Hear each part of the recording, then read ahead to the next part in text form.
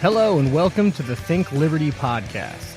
This is episode 37, and on this episode we've got a special guest for you. But before we get to that, I do want to let you know that the Think Liberty podcast is part of the Think Liberty network, which you can find on SoundCloud. I believe it's soundcloud.com/thinkliberty. You can find us on our website at think-liberty.com. You can find us on Facebook at facebook.com/thinkliberty.tl.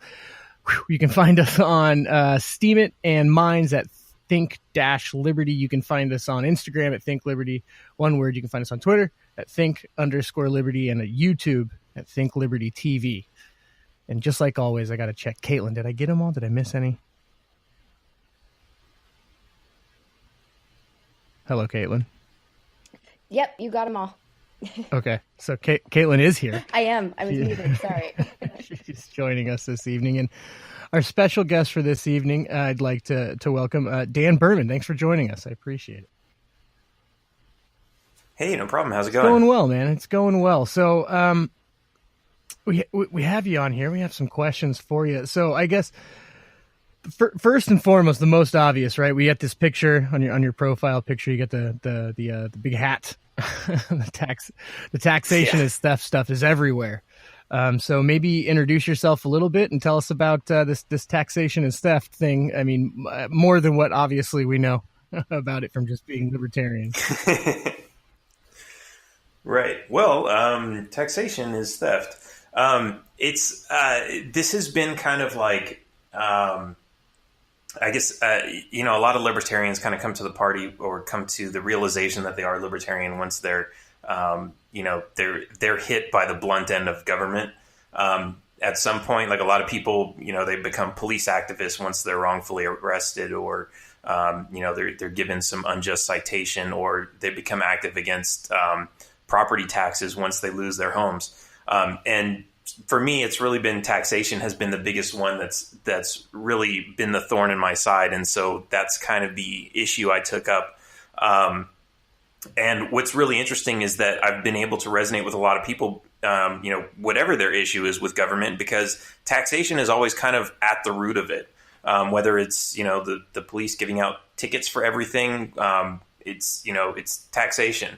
Whether it's government regulating something and extorting money out of people, it's taxation. Or, whether it's just, government locking people up for doing something, it's not really a tax, but it's all paid for with taxation. So this is kind of like the central point for me as far as all of these issues that have anything to do with what libertarians want or what even the left and the right want.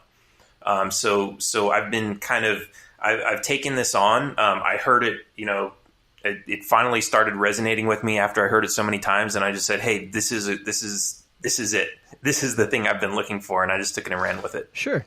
Yeah. I mean, absolutely. And I totally agree with you, right? It's the core of how the state's able to do everything it's able to do, right? Is taxation. It's the funding for the government. At least, I mean, have you ever heard of modern monetary theory? No. Oh boy. So yeah, it's interesting. I won't get into it all here. We've been going on and on about it on the podcast a bit, and done some articles on the website too. It's just, it's this way of, it's very interesting. It's this thing with looking at monetary policy, where basically the guy that came up with it, Warren Mosler, pretty much said that, I've been looking at the balance books long enough, and essentially what happens is the government doesn't take money to do things. It spends it first. Right. And so basically, is according to him, the taxation then doesn't pay for anything because the money issuer doesn't need its own money back, the issuer of the currency. It's a very odd theory. Sure. Well, that's actually kind of what, Ron Paul used to say, that the real tax is the spending, because ultimately whatever they spend, they're going to have to recover either by taxing, directly by taking the money from you or by printing it through the inflation tax. Right. Yeah, it's interesting stuff. I just now it's stuck in my head. Now, whenever we talk about taxation, I'm always like, but do taxes really pay for that? Anyhow, so you got into it. You said taxes were kind of your main issue, or you just kind of like beat over the head with it, like as a normal homeowner. I am one too, and it's like insane. They just keep going up. Well, before that, even like I don't know how or why, but for some reason, since I was a kid, I really got into this entrepreneur thing. Like I wanted to start a business and I wanted to make a lot of money doing that. Yeah. And so, I mean, my first venture was probably in, I think it was in middle school or high school. And, I saw these other kids like selling these cookies and candy bars and stuff as fundraisers for their classes. And I was like, well, hey, that's kind of a cool idea, except those cookies and candy bars suck. So I went down to like one of these bulk, these bulk purchase stores like Costco, or I think it was, what was it, Smart and Final back then. And I bought like this big box of like king size Snickers and Butterfingers and all the good stuff. And I bought them like, cheaper than what the stores sell them for. And I took them into school and I was selling them for like $1 a pop. And like they were selling better than everyone else's, and I got busted for this. They confiscated the candy. They took me to the principal's office, called in my parents and everything else. And I was like, "What the hell's going on here?" And it wasn't a permit issue. It was more of a it's not an approved fundraising activity. So if you're going to do it on blah blah blah, all this crap. So. And then, just moving on, starting my own business and people telling me, oh, you got to apply for a business license. Oh, you got to charge tax. And what do I have to charge tax for? Like, it never made any sense to me because they were just telling me like, okay, so I'm starting my business and you're telling me I have to give some of it to somebody else who I've never even met. That makes no sense at all. It's just kind of been that. And then, I've gotten into fights with the IRS and some other people. And I found out how the IRS actually operates pretty illegally. Oh, really? Do tell. Yeah. It's so, I actually spent a lot of time talking about this on my podcast, but so for example, I was fighting with them over taxes at one point, and I was like, I'm not going to pay you. And I used this method that I've successfully used on parking tickets and traffic tickets, which is to say, if you want me to pay you, you have to prove that I have a financial obligation to you through some sort of contract, which gets rid of parking tickets and traffic tickets under the Fair Debt Collections and Practices Act, which is like, that's a whole nother thing. But so I tried this on the IRS, and they were basically like, well, no, we're just going to ignore that letter. And even though you haven't filed a return, we're going to assess that you owe this much, and we're going to collect it from you. And so, the point where I realized what they were doing was illegal was they sent a letter to my bank and said, freeze this guy's account, and if he can't settle this with us in 30 days, hand over his money. Wow.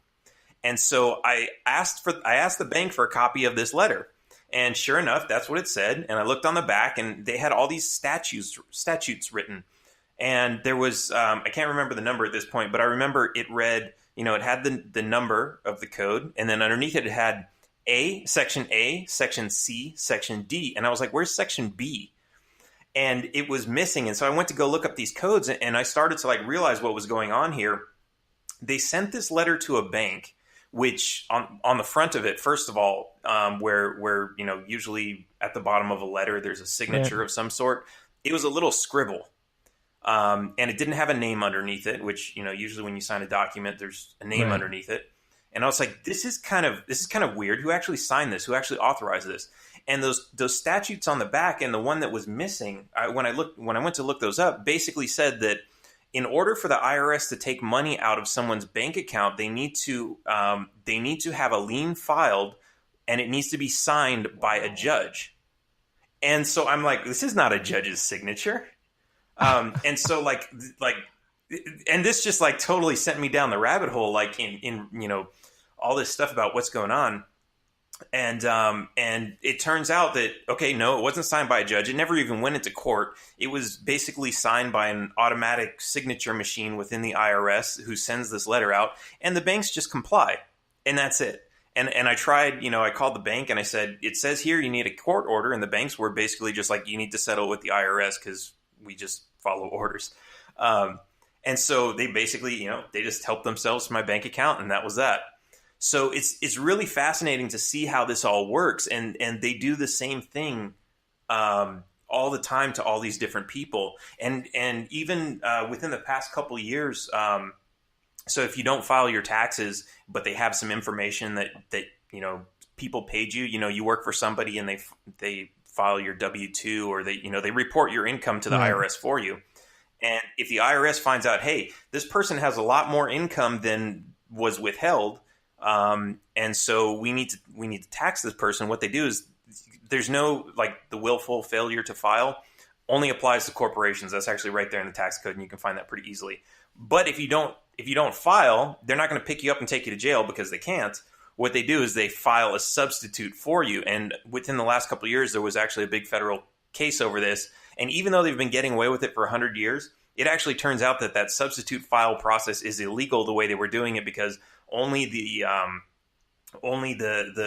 Department of the Treasury can sign off on those, and they can't file those if they're not signed off, but if they're not signed at all. And they've apparently been submitting them unsigned, and saying this is how much you owe in taxes, and then proceeding to collect. So it's just mind blowing. This whole system, it's all smoke and mirrors. So that's like that's kind of that. And there's a lot of people who've been trying to figure that out and fight that, but it's it's a lot of experimentation too, because if you don't know what you're doing, which nobody does because the IRS doesn't tell you how to not pay it, you file the wrong thing, and all of a sudden, oops, you just lied under penalty of perjury by filing wrong information. You're going to jail. And that's what people actually go to jail for.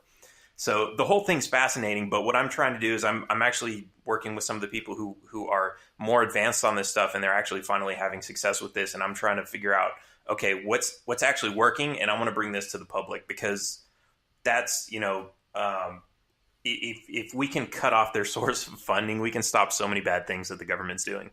And of course, the biggest issue with that is most people are afraid I'm going to go to jail or they're going to take all my stuff. And that's pretty much why everyone pays their taxes. Right. So, right. Man, what a bunch of fucking bullshit.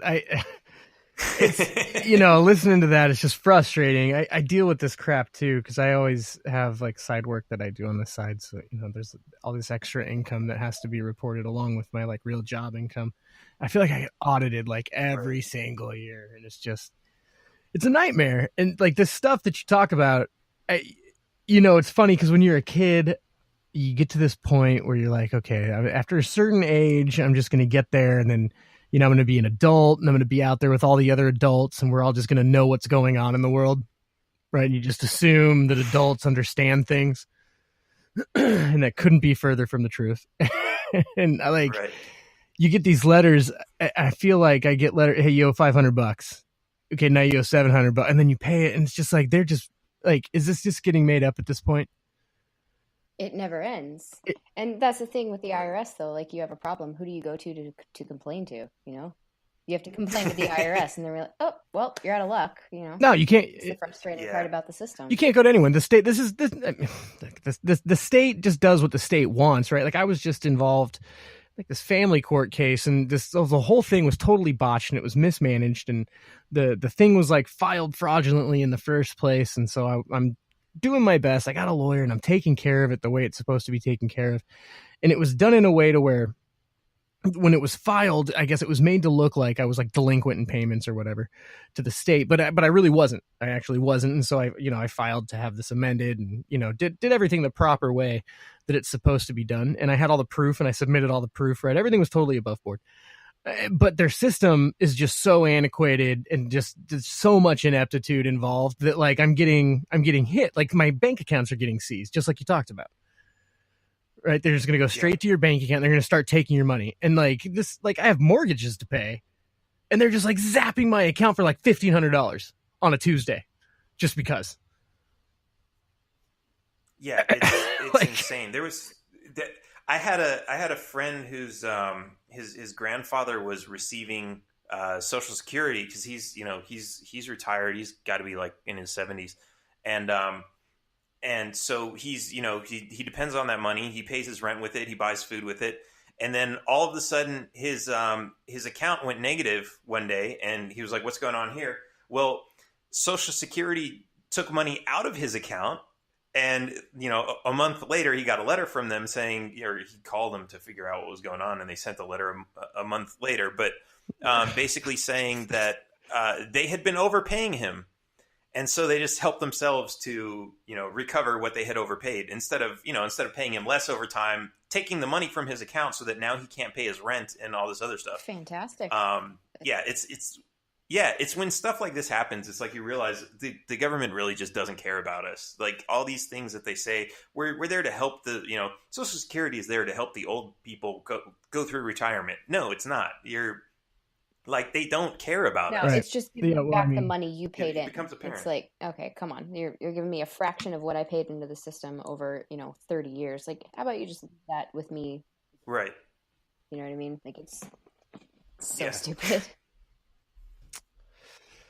Yeah, it's funny. I think the original Social Security concept came from Germany, and when they did that, they said when you turn like 55, you would start receiving your benefits, and at that time, the average life expectancy was like 50, something like that. Right, that makes tons of sense. Then, yeah, yeah. There's absolutely no end, and it's just so frustrating. And I'm just thinking about it. You tell your story, and I just think about that situation I was in because. They can take your money right away, right? Hell or high water. It doesn't matter if it's sitting in underneath, a bank, 4 stories underground, under a bank. So they will find a way to go get it without you knowing, right? And have it snagged. You'll get a phone call. Hey, your money's gone. Oh, great. Right. And then they find out it was a mistake. You go through, you do everything the right way. And they're like, it's going to take at least 90 days to get that back to you. Right. Yeah. And what's fascinating about the IRS that I learned lately is so the IRS does everything based on your Social Security number. So if you open a bank account without your Social Security number, they actually can't seize those funds because they don't know for sure if it's somebody else with the same name. Okay. And this used to be possible until 9/11 when, and they said it was for, anti-terrorism, blah, blah, blah. This was all part of the Patriot Act, requiring that banks now require a Social Security number to open an account or a tax ID. Like an immigrant can come from any country, or not even an immigrant, a person who's just visiting can come to the U.S., get a tax ID and open a bank account. I'm spending a lot of my time in Mexico. I'm not a citizen. I'm not even a resident, but I'm able to open a bank account here and buy real estate. And the same is true for the U.S. People can come here with no Social Security number, no tax ID, nothing else. They need to open bank accounts. But now since the Patriot Act and 9/11, they say it's for terrorism and everything else. No, it's for tracking taxes. That's the whole money laundering thing and everything else. And they had that legislation just sitting there beforehand, before 9/11, just waiting for an excuse, Oh, yeah. Yeah, exactly. Yeah. Exactly. Never let a good tragedy go to waste.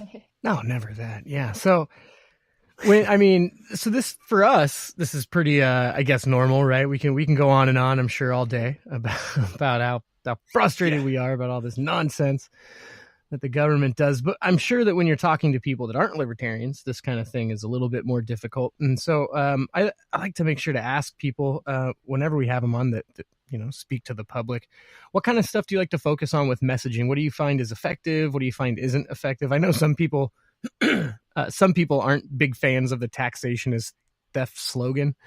Right. So yeah, what works for you? Well, so I actually, I use taxation as theft as kind of an icebreaker to get my foot in the door. For example, I didn't, if you saw my hat at the convention, I wore that all the way back to, so I actually flew back from there to Mexico on the 4th of July, wearing this hat, going through 2 or 3 different airports, and people just stopped and they wanted to talk to me. What does that mean? What is, and I think part of it had to do with 4th of July, and somebody said my hat looked like Uncle Sam, but people stopped and they were like, what is that? Let me talk to this guy. And, I told them I'm running for president unofficially, and that gets them interested because they're like, oh, okay, this guy's seriously into something. That's a statement. And then I Yeah. And then they're like, so, and a lot of people will just come up to me and say, hey, I like that. I agree with that. I've had, flight attendants as I'm walking onto the plane. They're like, hey, that's, I'll have my shirt and they'll say, hey, that's a cool shirt. I agree with that. But then you have a lot of people who are like, what does that mean? And so those people are kind of, I start talking to them and they're usually like a little more, maybe not interested in politics at all. But they're more like the Democrat or Republican type. And what I do is I ask them, like, what's your biggest problem with government? And they might say, oh, well, there's this one woman at the airport. She was actually an employee at the airport. And she said she had just been arrested with marijuana possession. It wasn't hers, all this other stuff. And so, basically I told her, okay, well, they're stealing from your paycheck in order to charge you with that. And they're going to ruin your life with that. And they're going to try to give you a criminal record. They're going to try to take more money from you. You're like, even if that was yours, or whether it was your friends, or whether you smoke it or not, like, it doesn't matter. That's your right to do so. You're not harming anybody. And so I kind of like, so now I have this like space where I can talk to them about that. And in the back of their head, they're thinking taxation is theft, because you want them to like leave with a little chunk of like soundbite that they can repeat in their head that relates to what their biggest issue is. So that's kind of where I go with it. And I know, like, believe me, I'm told so many times by libertarians, like, it's not even theft, it's extortion, or, all these things. The reality is, like, any kind of advertising, marketing, or even government propaganda is repetition. Right. And so the more people hear it, I've got one friend he's got this most ridiculous excuse for taxation that I've never even heard before. Good. Where he said, like, well, humans, like, we're terrible people. We destroy the planet. We do all this. And so our punishment for that is having to pay taxes. And I'm like, but our taxes don't pay to clean the ocean and undo all the damage. And he said, well, I know, but that's a problem of how they spend it. They still need to collect it. It's like a morality tax. Like, yeah. I'm like, that makes no sense at all. But so he's like, yeah, taxation and theft sucks. But then I run into him again like a couple months later, and his wife tells me, yeah, he's been walking around the house saying taxation is theft, and in a bad way, because he's frustrated that I'm out here saying that. But it's repetition, and now he's saying it, and he's talking to other people about it, and it's spreading the word. So that really does work with me. But of course, I don't like to stick on that. I like to, I use that to get into other areas. Education and healthcare is another one. I hear so many people that healthcare is so expensive. Education is so expensive. And like, I've actually gotten some really diehard Bernie Sanders supporters to come along and say, oh yeah, the government should stop doing, whatever it is. Like, they should stop giving all these student loans or backing all these student loans, because that's actually causing the prices to go up.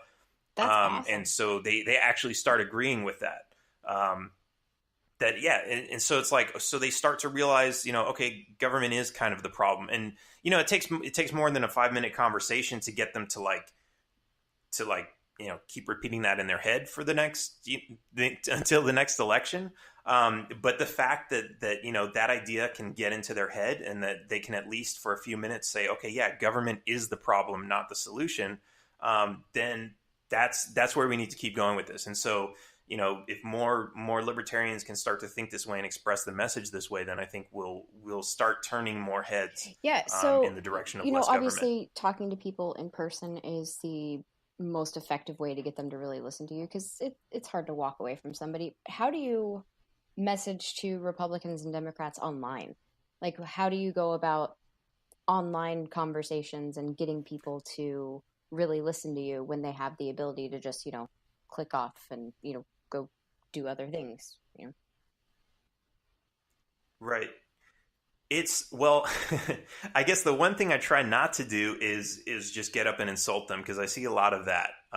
Somebody comes in with a differing opinion, and the first instinct is for a lot of people to say, "Oh, you commie trash," or you bootlicker, like, yeah. And so it's what I try to do is not do that, and just look at this more like, okay, this person is just someone who hasn't had the experience. They haven't been beaten up by government yet. And so they're actually like sitting here trying to have a rational conversation with us. And I can actually see this from the opposite direction. So, for example, there was, when I first heard about like Antifa, like, okay, what's Antifa? And then, oh, it's anti-fascism. Okay. Fascism is bad. Like, what's wrong with Antifa, right? So then I tried to reach out to him and say, hey, I'm a libertarian. Let's talk. I want to see what the difference is between me and you. And these guys were just so like, fuck you, we're not going to talk to you. And it's like, wow, that's kind of weird. And I'm like, well, it appears to me that you hate Nazis and you hate what did he say? I don't know, something Nazis and something else. And I was like, homophobes, racists.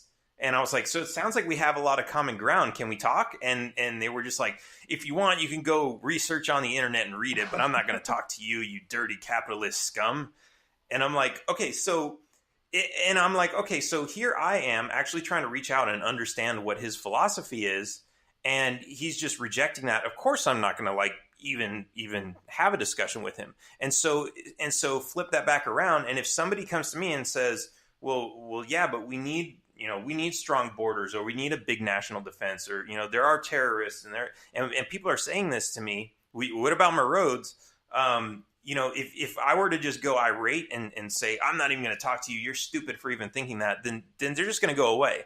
And so I try to take the approach of, okay, you asked a valid question. I know I've been asked this question a million times, and I know it's annoying to most libertarians or anarchists, but I'm going to answer your question for you. And it's really as simple as that. And when you've had enough of these conversations and like really good answers, then everything just really starts to work out, and people actually start to think about it and take you seriously.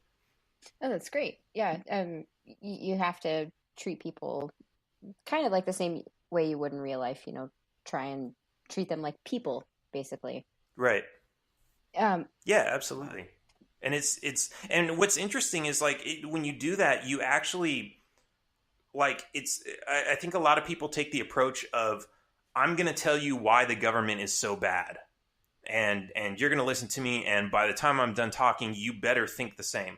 And that approach really doesn't work. Like, you need to have a conversation. Like, every single person has a different concern and a different need that they, a reason that they want government to be there. And if you're just saying like, oh, government's bad, and you don't address their concern, like what about the roads? Is like, that's actually a legitimate question. And, we laugh at it. It's annoying. So many people have asked it. But if you can't figure out how to tell those people, like in like just a couple minutes, like, what are we going to do without roads? Then you might as well not be out there trying to spread the message, because you're not going to get through to anybody. Absolutely. You need to have a lot of those answers like ready to go. Cause I mean, it's a meme basically, my roads, but it's a valid question. And so many people they're concerned about this stuff. They're concerned about the things in their communities. Government controls so many aspects of our life. It's hard to imagine life without government. So yeah, definitely, taking the high road, I guess you would say, with these questions is the better way to go. No pun intended. Yeah, right. So do you have different approaches when you're to Republicans versus Democrats? I think the approach is really kind of the same. Like, because even within let's say a group of Democrats, you've got some who are concerned with immigration and some who are concerned with marijuana legalization. And if you start talking about marijuana legalization to somebody who really only cares about immigration, or vice versa, you might as well be beating your head up against the wall. Like, you're not going to go anywhere with it. And so this, it's the same thing with Republicans. Like, even though they're kind of in these two separate groups, you really have to treat each person as an individual. So, with Republicans, there's a lot of people who are concerned with abortion or religion in politics, or immigration, gun rights, all these other things. And so you really got to talk to them and figure out exactly what their issue is. So with something like immigration, a lot of Republicans are worried, Mexicans are going to come across this imaginary line, and they're going to take my jobs. They're going to cost me tax money and welfare, and they're going to send their kids to my school and all these other things. And so, somebody who's interested in that kind of an issue, what I like to do is just say, okay, well, let's say they're in Texas. Okay, so you're worried about Mexicans coming across this imaginary line to take your job, and they say yes. I ask them, are you worried about a Californian coming across a different imaginary line to take your job? And they, the worry is no, the worry's not there because there's no propaganda for that. Yeah, there's no boogeyman with a Californian coming to Texas. Yeah. Well, and even though there is, because so many Texans complain about the Californians coming here, bringing their socialist politics. So they actually do. But at the same time, you won't hear anyone say, yeah, we need to close the border of Texas. And that's different because it's America. It's all part of the same country. When in reality, no, the states are really their own countries. And the United States is, quote unquote, just a union of states, kind of like the European Union. It's not, or it wasn't intended to be a government on its own.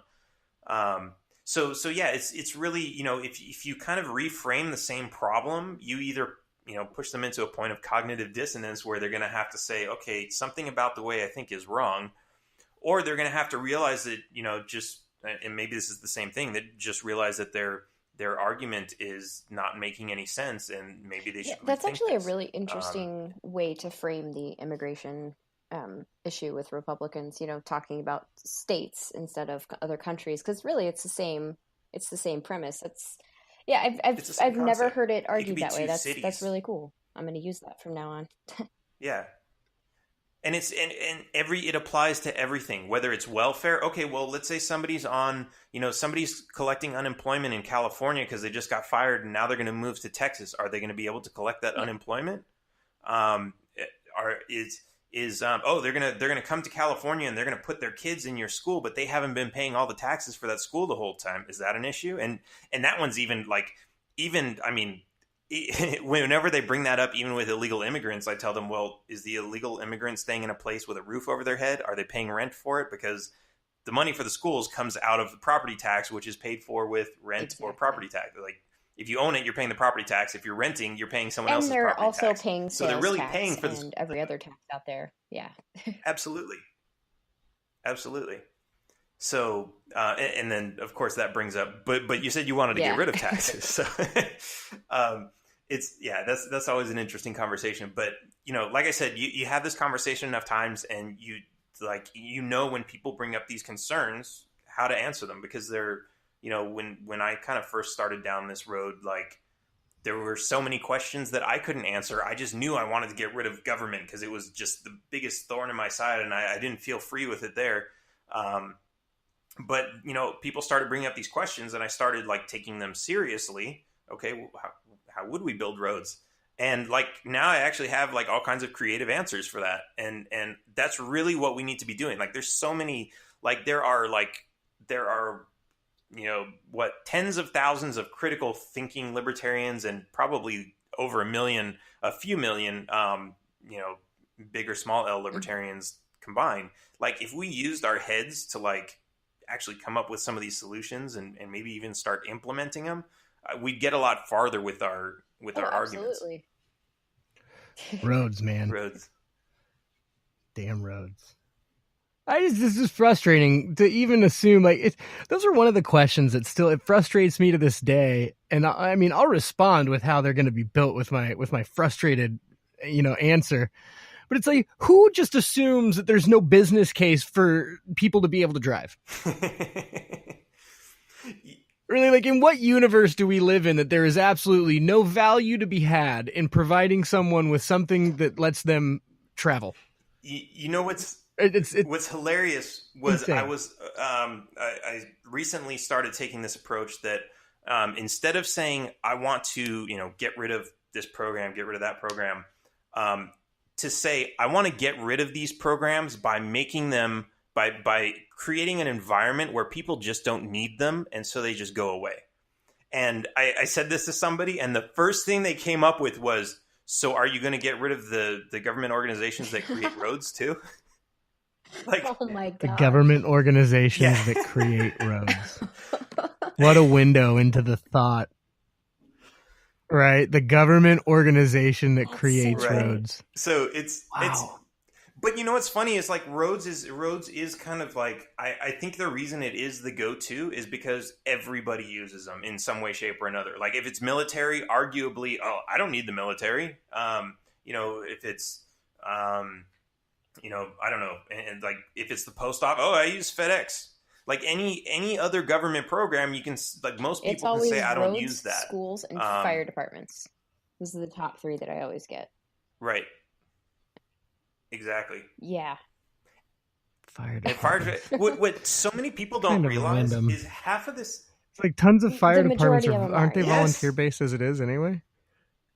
Because half of this Right. country, half of the population of this country lives in rural areas that don't even have police departments. Like nobody thinks Right. about that. Like That's pretty great. Like how is this government entity that's already pretty volunteer based going to exist without the government? Maybe the volunteers, but I don't know. So what's a conversation that you have that's challenging for you? Do you have any that tend to wrap you up a little bit more than others when you're having these kind of talks? I don't think so. I mean, I would say I used to, but I think everything's kind of now becoming like it's almost like if there's a question I can't answer or an issue that I don't have a response to, it almost kind of becomes like a critical thinking experiment, which becomes fun. Like, if somebody says, "Oh, but what about this?" Somebody. So one of my presidential platform items is that's not my debt. The $21 trillion. I didn't ask for it. I didn't borrow it. I didn't spend it. It's not my debt. I'm not going to pay it, and neither should you. And so somebody asked me, well, what about all the bonds that the U.S. government sold? Like, a lot of the debt's not owed to the Federal Reserve. It is owed to like private citizens who buy bonds. And I said, okay, well, that's an interesting question. Let's think about that for a minute. And just on the spot, knowing what I know about it, like, just did a little bit of critical thinking, a little bit of back and forth. And what we realized is when you sign up for a stock brokerage account or when you buy stocks or bonds directly from a company, they make you go through like pages and pages of disclaimers and warnings. You're buying a risky asset. You're more than likely going to lose all of your money. You should be an intelligent investor and know what you're doing and blah, blah, blah, blah, blah, and all this stuff. But when you go to buy a bond from the government, it's usually just like, oh no, it's government. It's government backed. It's backed by government magic. Like, which in a way it is because they can always print the money to repay you for it. But it's like, there's none of those warnings associated with that, which I find fascinating. But it's like, okay, well, why not? I mean, what if the government goes bankrupt and says, hey, sorry, we don't have the money, which, I mean, they don't have the money now to pay for that. Right. What do you do? Yeah. It's a great question.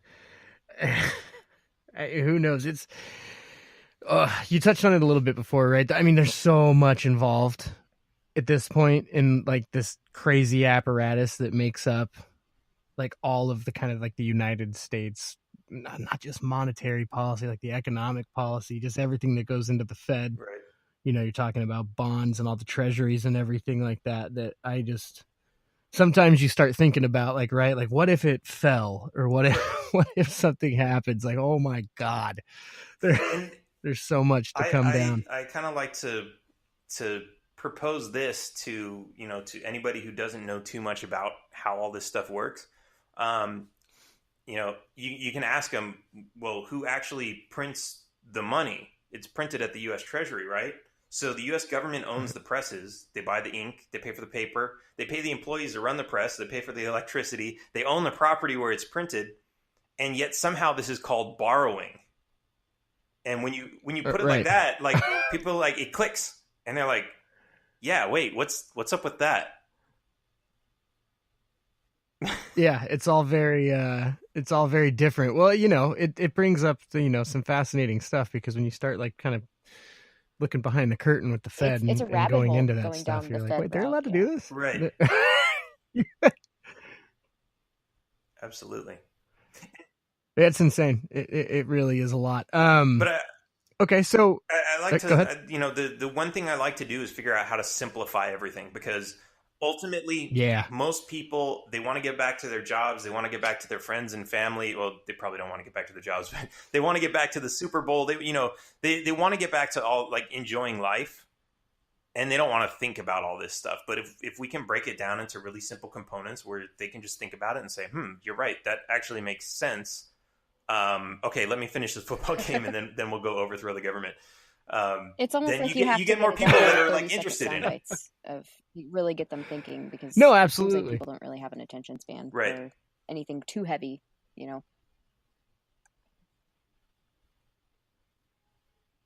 Right. But that's what makes it tough, though, is because, I mean, a lot, look, when you talk about taxation, there's tons of this economic stuff is, like, really, it's really, like, the fundamental core of just what's going on here and what fuels all this and how it all works and where the power comes from. And it's hard to unpack all that without getting to, like, the Fed, which is kind of like the Mount Olympus of, like, trying to simplify something insane. Right. Because breaking that down into, I try to do the same thing, like try to simplify stuff as much as possible. And man, when you get to the Fed, it's super hard. Yeah, it's really, here's the interesting thing about, like, I'll give Bernie Sanders credit for this. And this is actually why, people complain that Ron Paul supporters went over to Bernie Sanders. He was really great at basically just simplifying things and saying, there's the boogeyman. And Ron Right. Paul was kind of doing the same thing. It was, a different boogeyman, but, and he actually had, the big long sound bites to back everything up that he said. But, for the most part, a lot of his followers were focused on, so many people followed Ron Paul, but out of all those followers, I think most of them didn't really understand all the complexities of how the Federal Reserve works. I think they were just more fascinated with the fact that here's an actual elected congressman who's running for president, who's saying, all of our financial problems are because of this boogeyman over here. And I hate to use the word boogeyman because that's the real one. But at the same time, Right. to the average political viewer, not to call them stupid, but they just don't have the time or interest to figure all these things out for themselves. He made it simple enough for them to understand, okay, that's the real boogeyman. I got to go after that. It makes it to where people can finally say, like, oh, here's the problem. Absolutely. Like, all of these crappy things that, deal with all of our financial stuff, this is why it's happening. Like, it was super important that Ron Paul did that, because otherwise, I mean, you're talking a bunch of economics to people who don't know or care about economics. Right.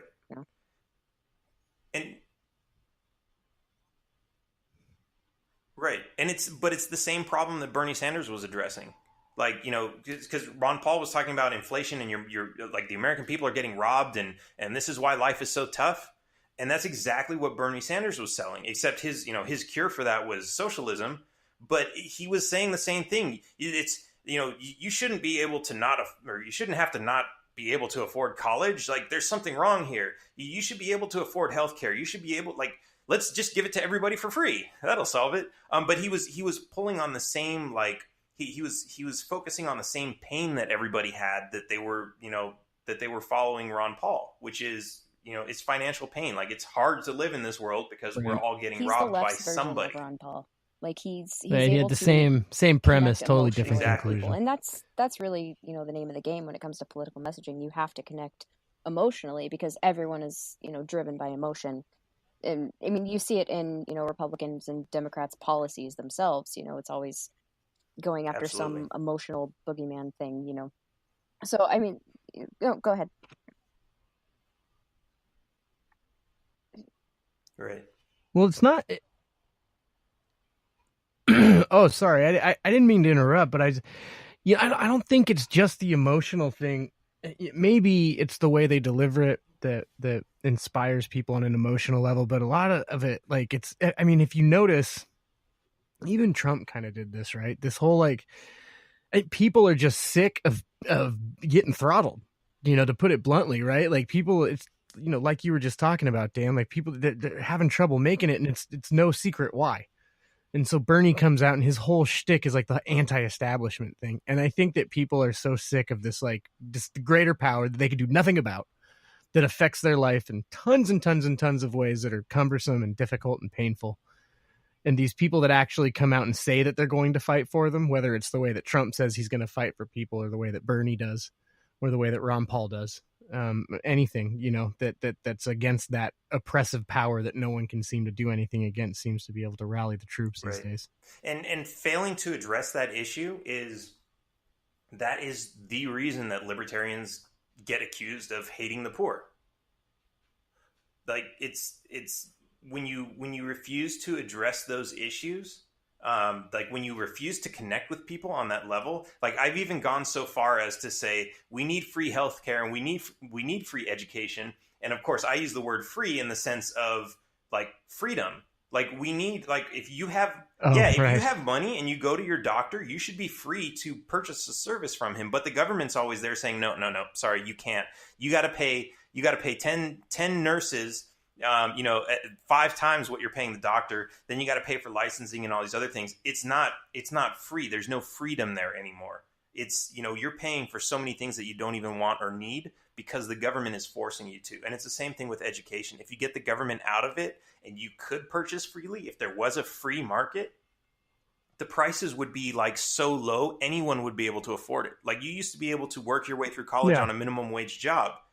Why can't we just get back to that? Wouldn't that be good enough? And a lot of these people who wanted the Bernie Sanders tuition-free college, a lot of them will say, well, yeah, I guess that's a reasonable compromise. If I can afford to pay for it on my minimum wage job on top of my rent, sure, that's satisfactory. Yeah, it's just, it's gotten so heavy now to where it's, like you said, all these regulations, all these burdens and everything that people are, why not? I wouldn't mind not paying for college. Sign me up. Give me some of that socialism. Well, but that's the thing. Like, you're not selling socialism. You're just saying, like, freedom. Take, like, like the Second Amendment says that, it's a right to bear arms. That doesn't mean they're giving free guns out to everybody, but it's freedom and it's a right, right? So if you have a right to education, if you have a right to healthcare, doesn't that mean you have a right to, like, go to your next door neighbor and he's got some herbal cure for something? I actually just recently found this out. I mean, it's kind of common knowledge that, like, if you take like a small dose of Tylenol every day, I think it's Tylenol or what's the other one? It's one of those, like, aspirin. It lowers your risk of heart disease, right? But here's the thing. Aspirin is basically, it's been approved as a drug since before the FDA. And because the FDA is there now, you can't, even though, like, there's all these studies and all these doctors who will agree that yes, that will prevent you from having a heart attack, they're not allowed to put it on the label, and doctors are not allowed to prescribe it or even tell you about it, because that would be them suggesting an off-label use for a drug which is illegal. And the only way for this to change is if one of the producers of this drug, which is now, like, basically in the public domain, right? It's not patented anymore. Anybody can make it. It's just acetaminophen, right? Yeah. It's just So one of these organizations that sells it would have to go through this 10-year long process involving trials from rats to dogs all the way up to humans, spending like $50 million or something ridiculous like that, just to be able to say that this also prevents heart attacks. But then as soon as that is approved by the FDA, all the companies who didn't spend the $50 million get to stick it on their labels too. So now this company just spent $50 million and they're never going to be able to recover that on a bottle that sells for, like, $5 for 100 pills. So why would they even do that? Meanwhile, like, they already know this is pretty much fact, because, like, they have done some pretty extensive trials on it, enough to know that yes, it actually does prevent a heart attack, but just, not up to FDA standards. It's insane. And it's like, fantastic. It's like we could have cures for, like, cancer and AIDS and all these other things that are, like, killing people. And they would be so cheap if government was not in the way. And like, people complain like, yeah, I can't afford healthcare. I got cancer. I need chemo, all this other stuff.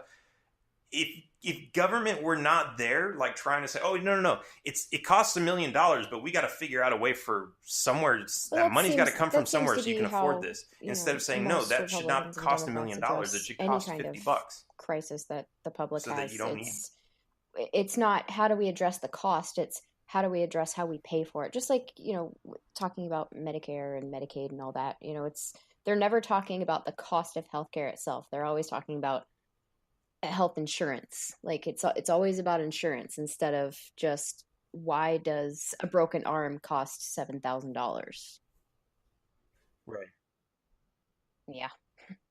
And of course.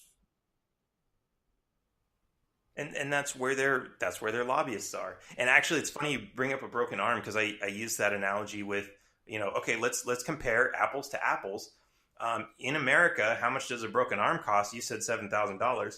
How much does a broken arm cost if your dog breaks his arm and you take him to the vet? It's only a couple $100.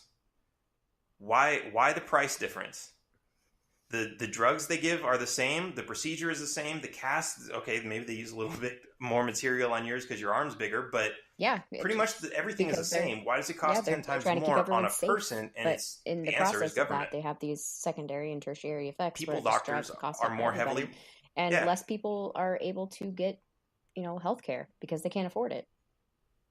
Yeah.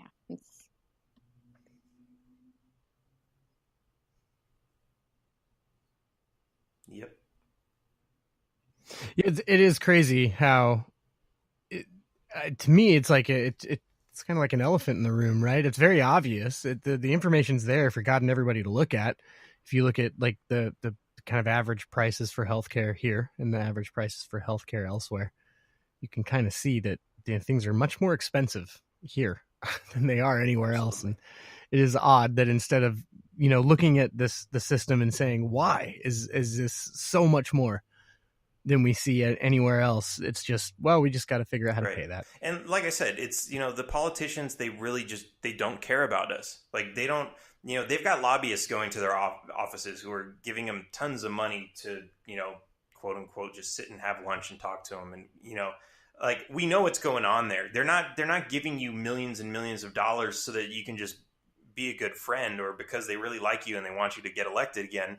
They're giving you that money to help pass bills for them so that they can profit from a system that's already fucked up. I mean, that's the reality of it. Why let a great opportunity like that go to waste? I mean, let's say you have the most like moral drug company that goes in there and says, look, I know this whole system is totally screwed up. Like things shouldn't cost as much as they cost, but since they do, why don't you pass a law forcing everybody to have insurance so they can at least afford my product so we can save some lives? Like, I know I'm not going to be able to help you shrink the size of the FDA and make drugs more affordable. That's an uphill battle that we're not going to win. For now, let's just force everybody to buy insurance or let's do something else here. And, so even the people who aren't, the corrupt ones, whether you believe in the conspiracy or not, they have no incentive to really fight the FDA either. Especially, I was actually just reading this book by Dr. Mary Ruwart, where these drug companies they're literally afraid of the FDA, especially because they're spending $50 million to get a drug approved. If one of their employees steps out of line and says, well, we would have had this thing approved last year, but the FDA is just too crazy and we don't like it, then the FDA is just going to simply say, hey, sorry guys, you just wasted $50 million because we're not going to approve your drug anyway just because we don't like you. And so people are afraid of the FDA in the medical industry, like they're in the pharma industry. They're like, yeah, we don't want to fight for smaller FDA because that's going to hurt us bad. Yeah, well, it's like you said, kind of in that sense, like the state just sends the bank a check, right? And they're just, we'll just, not put the part in where it says that we can't do this. We'll just have this little flimsy signature here, no name, we'll send it, and no one's going to question it because it's from the state. You get a letter from the state that says, do this. And I think generally, like 9 out of 10 times, it's just going to get done. Right. And that same fear is like what you're talking about, you know, in this aspect is it's all it has to do is be a state apparatus. Yeah. The threat is there. Like they don't have to tell you they're going to throw you in a cage if you don't comply, but you know, if you don't comply with this letter, they're going to do something else. And if you don't comply with that, they're going to do something. And eventually you're going to end up in a cage or dead. Like it's just known. That's the implicit threat of the system. Right. Do what we say or the bad things happen. Yeah, no good. So when you're all right, so you're having a lot of conversations with people. It sounds like you're pretty good at you know, having these libertarian conversations, which is a challenge. It's a tough thing to do. So if you could give anyone listening to this episode any pointers, any tips, any things that you came across yourself that made you more effective at communicating that maybe we haven't already. Yeah, just when someone says something that, like, I don't care how much it pisses you off, if they have a difference of opinions, if they say we need to close the borders, if they say we need free college, whatever they say, understand that they're not saying this because they're like, you know, at heart, they're these totalitarian dictators that want to, you know, tell you how to live your life. Some of them are, but for the most part, they're really just like, they're stressed out because this is the problem that hurts them the most. And that's the only solution that they've been told will fix it. And so all you need to do is figure out what their issue is, like what their main problem is. And you tell them what the libertarian solution is. And don't even tell them, no, this is the way it has to be. Just say, okay, well, what about this? Propose it to them. Give it to them as if you're letting them decide on their own. Because if they can come to their own decision, they're going to accept that as the truth better than if you force it on them. Right. Because then you just get into those conversations too, where it's, you know, people just, well, what about this? What about this? How do you solve this? And it's the same thing. I mean, that's the rabbit hole, right? Like, you know, we all go through that. Like, we're all like, oh, wait, this is, the government's doing this. Oh, like, let me learn more. Like, that's us asking questions to, you know, whether it's to Google or to Ron Paul and his videos or, you know, whatever it is, that's the rabbit hole. So it's actually a good thing when they start asking these questions, because that means they're going down the rabbit hole. And if you keep giving them answers, they'll keep following you down and they'll keep asking you the questions. And the more questions they ask, the further down the rabbit hole you're taking them. You know, I was just thinking, I didn't get a chance to mention this before, but it was funny. So when you were talking about, I'm for the like free healthcare, right? But you're talking about it with a different spin. I'm just imagining, like, do you ever approach someone with those talking points and they're like, heck yes. Yeah. Let's talk about free healthcare. And then, like, you know, 5 minutes in, you start to kind of uncover exactly the angle that you had on it. And do you just watch their faces change from like, oh, that's God, it, you know, that is a big part of it. And you know, when you've said something where they're just like, oh, this guy's crazy. But, you know, at the same time, like, you know, because I don't always just jump in. But like a lot of times what I do is I just say like some vague thing about, you know, oh yeah, can you believe government, blah, blah, blah. Can you believe what's going on with this election, blah, blah, blah, and just let them talk. And then like you say something vague like that and they're like, yeah, can you believe this thing with the border? And now you know what their main issue is. They just told you, they just gave it away. And so now you can talk to them about that. And now you can offer them different suggestions on how to solve their problem that's more freedom oriented. Right. Yeah, absolutely. And those are tough. Those are really, really tough. You're going to, you run into some of those things with some of those people too. And it's like, no matter how hard you try, it's a lot of times it's like a conversation that just won't get solved that day. Like, give it your best, be as patient as you can and understand that like they're going to have to sleep on it. Yeah, absolutely. And you know, some people they're so hard headed that like your time is better spent elsewhere because they're just not going to change their mind. Like, it could be ingrained in their head since like, you know, since birth, because like their family's been, you know, the hardcore Republican, you know, whatever, like that's just been the way their family is. You're not, I mean, I see people doing this with religion all the time, like atheists and Christians going at it. And it's like, you guys, nobody's going to win this argument. Right. Right. Yeah. That one is, no one knows. So nobody was there. Nobody witnessed it. Right, just spinning your wheels. So you talked about a podcast earlier. Yes, Tell us a little bit about that. On, Go ahead. And Facebook.com/taxation is theft 2, and also YouTube.com/taxation is theft. I've got a lot of pretty good interviews on there, and we've been on hold for a while, but we're going to get that started back up this week. Basically, I talked to a lot of people. I talked to libertarian candidates, authors, activists, you name it. We've had we've had so many awesome people on the show. Brian Ellison, he started the whole Arm the Homeless thing, and recently got arrested for cop watching. And man, I applaud his efforts in what he's dealing with local enforcement. I'll see his videos pop up every now and again with some of the stuff he's dealing with, and it just pisses me off. He's dealing with some nonsense out there. And actually, that reminds me, there's one video that we posted it's got over 6 million views on it already. Already. Really? We posted it in December, but it's basically it's this video, and all it says is, want to make a quick $300,000? All you have to do is find the law that says you have to pay the income tax. And basically, I referenced the Freedom Law School, who, these are these guys who they're of the opinion that there is no law that says you have to pay the income tax. And so they've offered a $300,000 bounty. And this started as $50,000 like 30 years ago, and no one's claimed it yet. But so I guess this goes back to like, does telling people taxation is theft work? Well, so many people got into arguments over whether or not taxation is theft on that video that now 6 million people know at least that somebody's offering a $300,000 reward for anyone who can find that law. I spent a couple hours digging in. It did something. I did not find it. Oh, did you?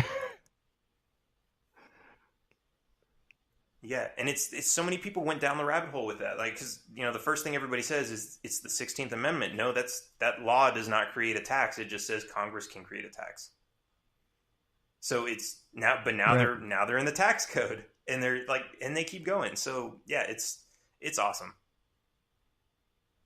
It works. So is there anywhere on is this podcast on like iTunes or no?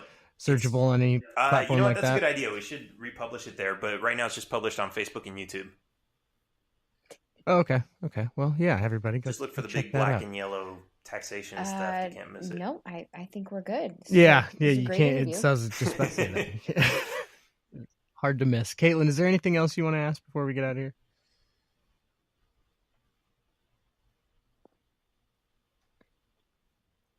Yeah, it was good. And just before we go, so you mentioned this a couple times, and I'd like to know more about this before we go. Running for president in 2020, but you kind of were. So I'm saying it's unofficial at this point. Right, it was unofficial. So I haven't filed with FEC or anything, and this really comes down to a freedom of speech issue, and maybe they'll try to find me on it, and hey, maybe that works.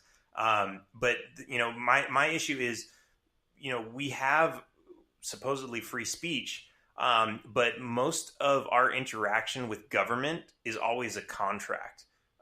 So as soon as you sign a contract with the government, you give up rights. Like as soon as you sign for your driver's license, you have just consented for them to, they no longer need probable cause to stop you. It's now reasonable suspicion. Just because you have their plates on your car, you're driving with their license and all these other things.